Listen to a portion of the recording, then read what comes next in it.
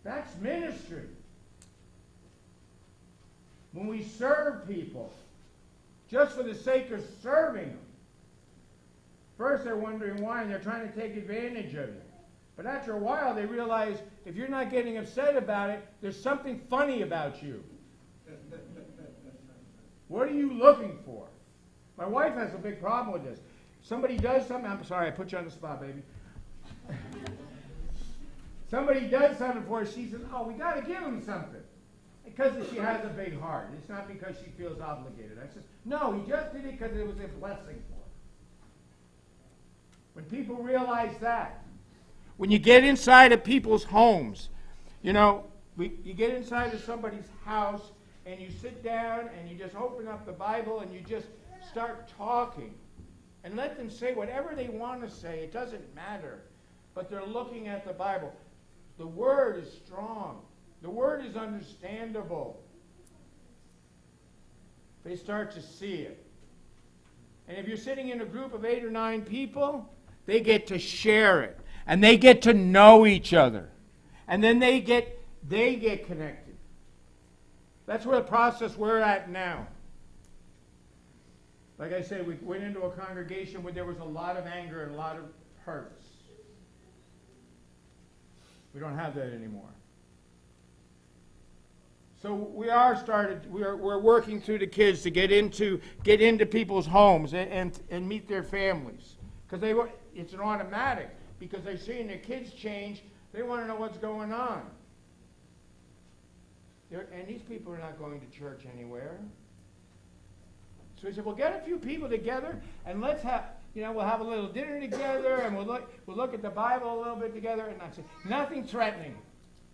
I'm not here to tell you about heaven or hell. Nothing threatening. Let's just look at the Word a little bit together. They start to build a community within their house.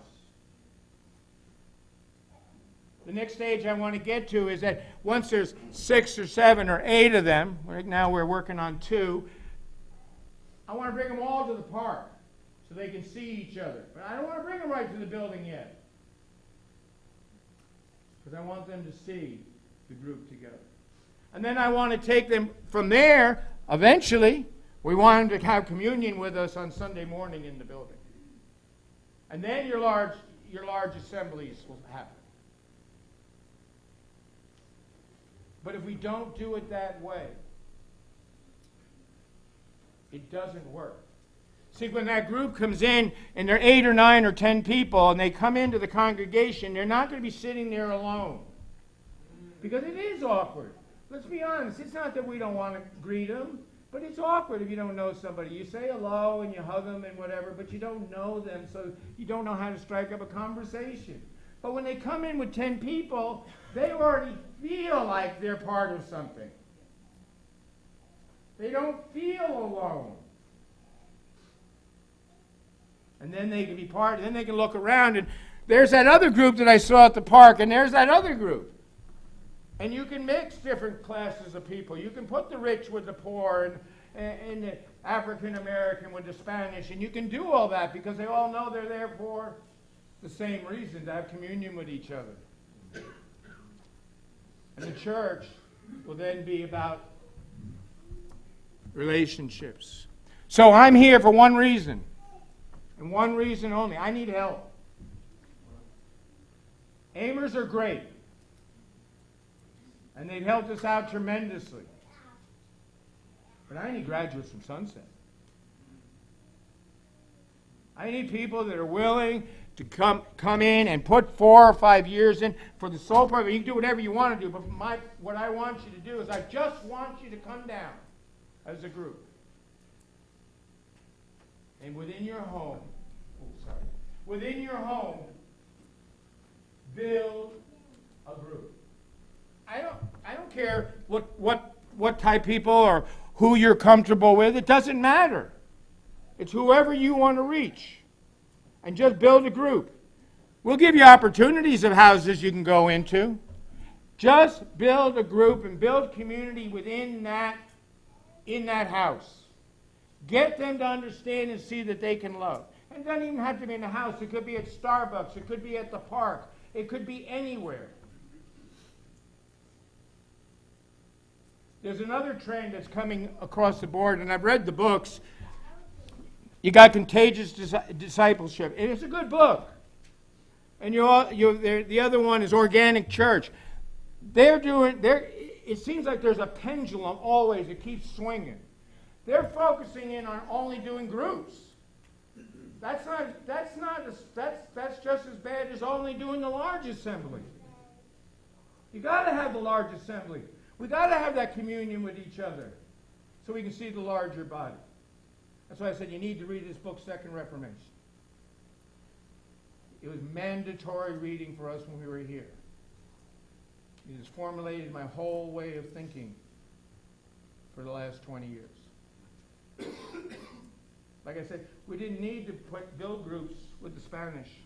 All I had to do is say, Maria, we want to have a little barbecue at your house. I'll bring some meat. Will you cook it up? I guarantee you there's a lot of people. They would come. They're relational. Us Anglos, we're not quite so relational. We got to reach them. We got to get in their homes. Then we'll build a church.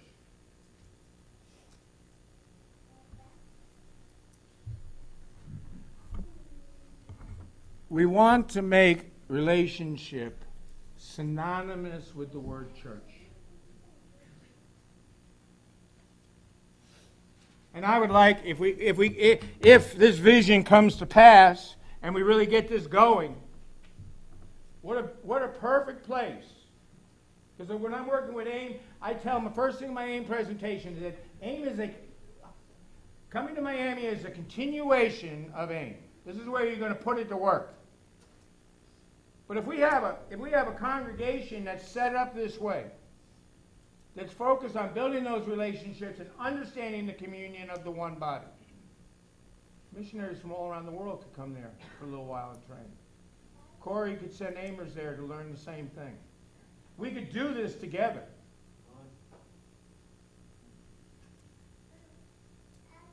I'm trying to tell you that I know you come in this room and you think of foreign missions. But I want you to seriously think about what happens to foreign missions if the church in the United States goes down. What is it like for being, I don't know, I haven't been there. I know some places it doesn't matter, but there are some places in the country, in the world rather, that when they're looking at this country and we call ourselves a Christian country, they don't want anything to do with us because we don't look so. We're not attractive. We're not attractive. It's got to hurt the foreign missionary. It's got to. I'm sorry, I got to slow down. Okay, I told you I could talk about this all day because I need help. I believe Jesus needs help there in Miami. I'd like, and get together with Dave or Jenna or Zach. You guys stand up if nobody knows you. Come on, I'm sure they know you, but stand up anyway. I want to embarrass you. Get together with them. I'd love to talk to you tonight. I'm leaving town tomorrow. And I want you to pray about this. Get my phone number. I want you to seriously pray about it. I want you to turn on the news, and I want you to look at the news and say, are we really a Christian nation? Are we really influencing people? We want to take back this country? The church has got to do it. Whoever is president is only a reflection of what the people are like, because the people have to vote them in. If the people want something different, if the people don't want abortions, we're not going to have them. If that woman knows that she's actually killing her baby, you're not going to have it. I don't believe that that woman who's standing in that abortion line actually is thinking she's killing her child. She doesn't think of herself as a murderer. That's our fault. That's our fault. We can blame that woman, and we can blame the laws all we want. But I go to bed at night crying about that.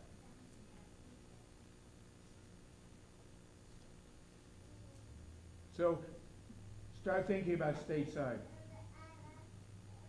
Because we got a problem here in this country. And it's going to take us to change it. I don't think Jesus wants the light to go out in the United States. Ed, I'd like for you to pray about that. You got to pick on me for years. Now I got to get to hear your prayer. Can you pray about that, brother? Amen. Thank you. Pray.